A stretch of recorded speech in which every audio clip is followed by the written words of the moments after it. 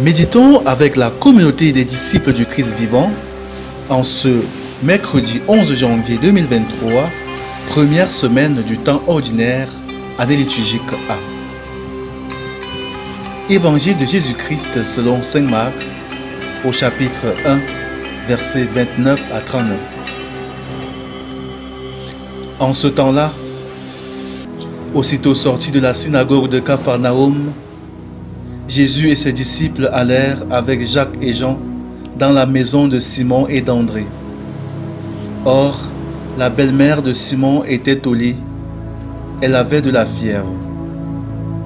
Aussitôt, on parla à Jésus de la malade.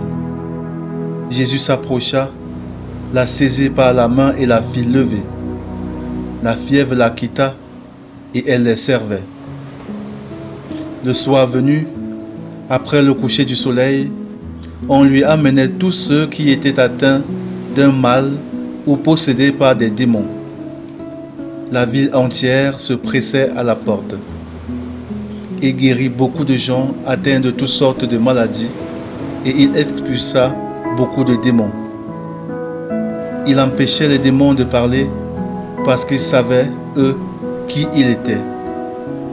Le lendemain, Jésus se leva, bien avant l'aube.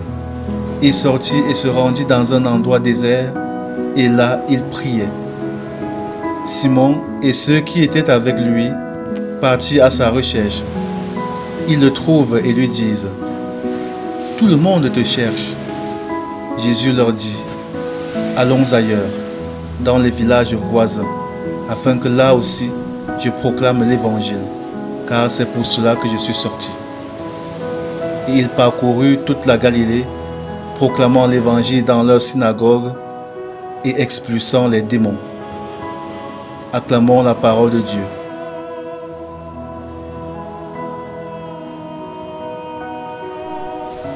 Méditation. Frères et sœurs dans le Seigneur Jésus-Christ, rendons grâce à Dieu notre Père qui dans son grand amour nous a donné de voir un nouveau jour, ainsi que la possibilité de puiser des forces dans sa parole. Le texte de l'évangile de ce jour nous présente Jésus dans son quotidien au milieu de nous et par là nous invite à nous inspirer de son exemple pour passer des journées optimales. Certaines personnes n'ont pas pu se lever de leur lit aujourd'hui. D'autres n'ont pas pu sortir de leur maison.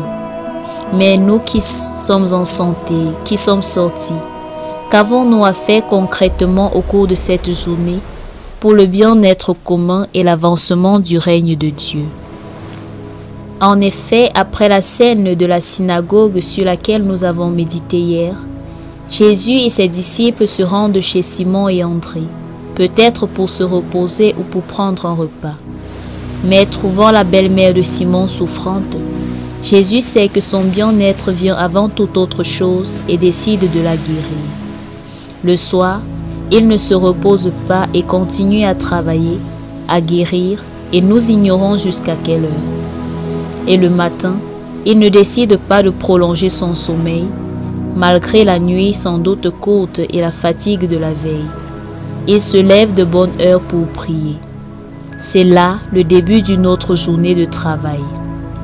Ce dévouement, cette énergie, cette volonté, cette disponibilité de Jésus sont impressionnantes.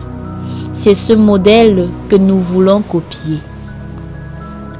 Comme Jésus, la prière doit également être le point de départ de notre journée et nous devons avoir un but fixé en fonction de nos responsabilités dans la société. Ce serait par exemple pour une femme au foyer de rendre son époux et ses enfants heureux. Pour un conducteur, rouler prudemment pour éviter tout accident et satisfaire ses passagers. Pour un enseignant, donner un enseignement de qualité. Pour un commerçant, respecter le principe d'un bon rapport qualité-prix.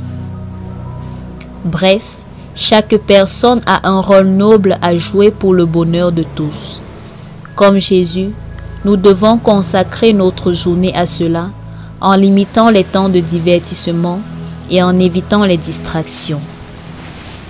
Hélas, de plus en plus, la recherche effrénée du gain, l'autosatisfaction, l'oisiveté, L'indifférence, les réseaux sociaux et autres sont devenus des priorités et malheureusement même pour nos chrétiens. Le temps de notre prière matinale est progressivement devenu celui où nous consultons nos messages sur nos différents comptes et surfons sur Internet. On a perdu le sens du service désintéressé et bien rendu. On est parfois plus préoccupé à célébrer nos réalisations qu'à chercher à faire davantage. Nous utilisons mal notre temps et ne savons plus le mettre au profit pour le bien de tous. La parole de Dieu aujourd'hui me pousse à me remettre en question et à mieux planifier mon quotidien. Ai-je prié ce matin? Quel est mon objectif aujourd'hui? Que dois-je faire de concret pour y arriver et que dois-je éviter pour ne pas perdre de temps? En quoi puis-je encore me rendre utile? Voilà les questions qui vont m'aider à faire de ma journée, au milieu de mes frères et sœurs, un moment qui apporte joie et salut à l'exemple de Jésus-Christ. Prions. Père 3 fois saint, chasse de moi la paresse, le découragement et tout ce qui m'empêche d'être au service de mon prochain, pour qu'avec ton Fils, je vive à annoncer la bonne nouvelle partout où je me trouve. Intercession. Pour tous les malades physiques ou spirituels, Seigneur Jésus, nous te prions. Rends-toi à leur chevet, à travers tes médecins et tes prêtres, et donne-leur la guérison. Accorde-leur la grâce de ne pas se lancer dans l'oisiveté après leur guérison, mais qu'ils se mettent à ton service et à celui de ceux qui ont besoin d'assistance. Très Sainte Vierge Marie, prie pour nous. Exercice spirituel. Identifier ce qui m'empêche d'atteindre mes objectifs de la journée, réseaux sociaux, musique, films ou autres, et m'en abstenir aujourd'hui. Répétez l'action plusieurs fois au cours des semaines à venir.